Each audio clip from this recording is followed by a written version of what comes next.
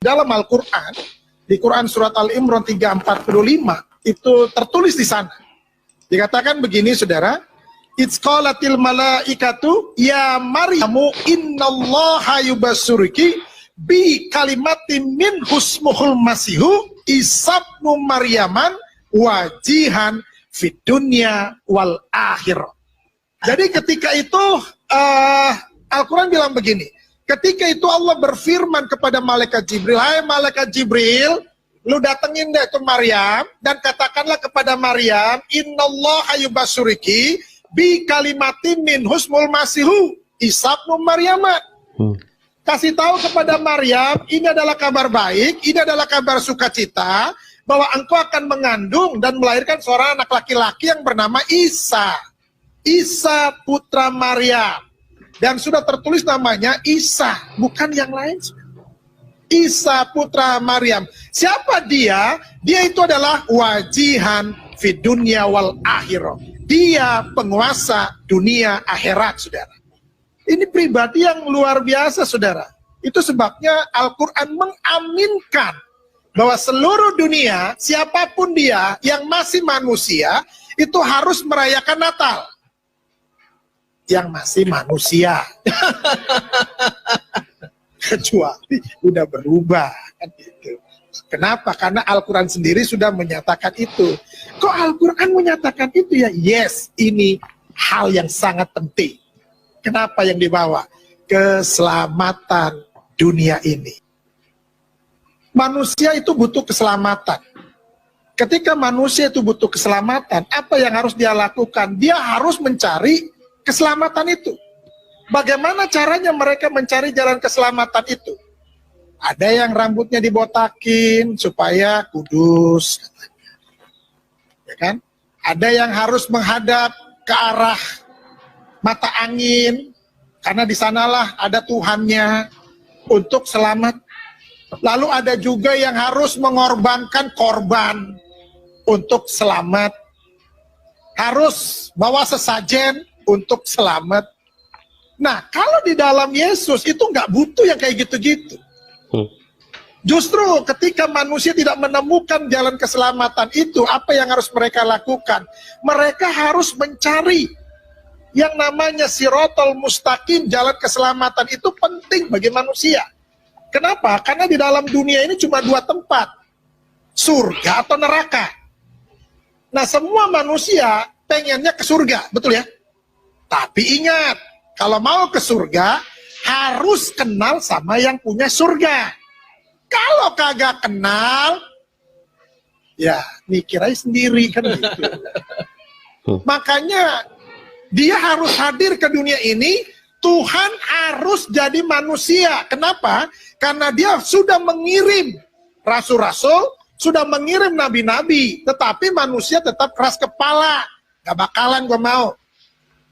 Pokoknya gue mau suka-suka gue, semau gue, katanya kan. Lalu bagaimana? Ini Tuhan ini punya kasihnya begitu luar biasa. Yang tadi sudah disinggung, karena begitu besar kasih Allah. Apa yang Tuhan mau lakukan? Ini manusia ini harus, semuanya ini harus masuk surga. Karena neraka diciptakan untuk setan, untuk genderuwo, untuk iblis. Bukan untuk manusia. Manusia ditempatkan semuanya masuk surga. Amin. Tapi yang bagaimana dulu? Nah, itu kemauannya Tuhan, itu hatinya Tuhan. Tuhan mau semua manusia itu masuk surga. Bagaimana caranya untuk Tuhan menyelamatkan manusia? Dia harus jadi manusia. Kenapa harus jadi manusia? Karena yang diselamatkan manusia, bukan monyet. Kalau yang diselamatkan monyet, ya otomatis dia harus jadi monyet dengan bahasa monyet. Tapi yang diselamatkan manusia, itu sebabnya dia harus jadi manusia.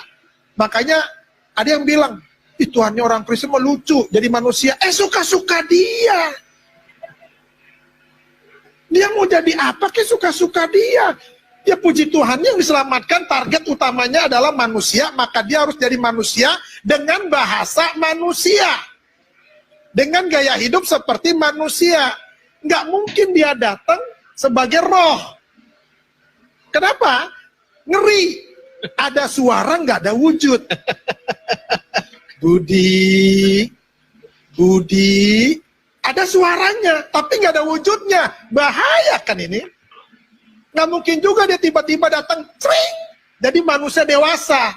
Kenapa? Karena manusia selalu mencari silsilah. Dia anak siapa? Bapaknya siapa? Tapi ada tuh yang model kayak gitu, Bang. Ada ya? Mr. Bean.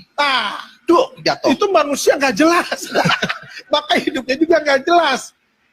Yesus harus jadi manusia. Dengan bahasa manusia. Untuk tujuannya cuma satu. Manusia harus diselamatkan dan dibawa ke surga. Makanya ini manusia yang sangat suci. Al-Quran bilang begini, saudara. Di dalam Quran surat Maryam 19 ayat 19 dibilang begini. Qala innama ana rasulu rabbika li ahaba laki gulaman zakiyya. Artinya begini. Ketika malaikat Jibril diutus oleh Allah kepada Maryam, Jibril bilang begini, sesungguhnya aku hanya utusan Allahmu. Aku hanya utusan Tuhanmu, ini kata Jibril. Untuk apa? Untuk menyampaikan anugerah kepadamu. Apa anugerahnya? Seorang anak laki-laki yang suci. Artinya, Yesus ini bukan manusia berdosa dan tidak ada dosa di dalam hidupnya. Yes. Itu sebabnya dia harus menyelamatkan. Kenapa dia harus menyelamatkan? Karena dia nggak berdosa. Yang bisa menyelamatkan manusia adalah orang yang nggak berdosa. Contoh, kalau saudara punya hutang, siapa yang harus bisa membayarnya? Tentunya orang yang nggak punya hutang dan bersih dari hutang. Kalau lu masih punya hutang, lu lalu mau bayarin orang yang punya hutang, gigi lu. Kenapa harus gigi? Lu aja masih punya hutang. Lu mau bayarin hutang gue? Yesus itu bisa menyelamatkan. Kenapa? Itu sebabnya dia disebut sebagai juru selamat. Kenapa disebut sebagai juru selamat? Karena dia tahu keselamatan. Orang itu nggak bisa disebut sebagai juru bicara kalau ngomongnya kagak jelas. Assalamualaikum, mama imu. Lah bagaimana dia disebut sebagai juru bicara? Mama imu yang mama ayah malam ini ayah mau menyampaikan pesan dari bapak presiden. Lah,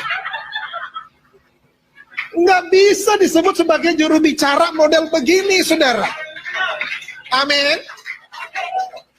Yesus disebut sebagai juru selamat. Kenapa? Karena dia tahu jalan keselamatan. Haleluya. Nggak ada lain lagi. Di bawah kolong langit ini tidak ada nama lain yang dapat menyelamatkan seisi dunia. Itu sebabnya dia harus turun ke dunia ini untuk menyelamatkan manusia.